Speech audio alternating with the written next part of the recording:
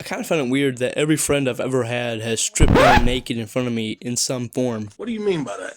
Whether that be just them messing around and mooning me, or them getting wet and showing me their penis and balls. Bro, I'm sure everybody can relate to that. Right, guys?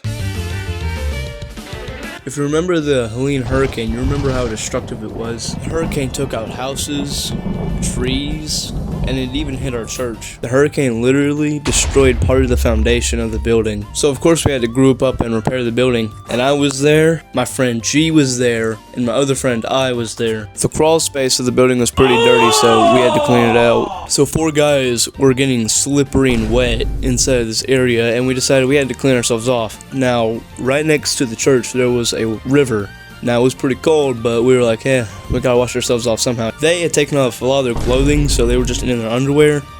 I wore my clothes because I didn't want to be with a bunch of wet guys naked. So after we wash off, have a little fun, we come back onto land, right? So, we're getting off, and, we're kind of wet, so I makes a joke like, hey, I'm gonna go ahead and switch underwear real quick. Me and G, kind of laugh it off like he's not actually gonna do this, right? But no, this man, I, walks over to the sand area and starts stripping down naked. While he was stripping down naked, me and G were talking, right?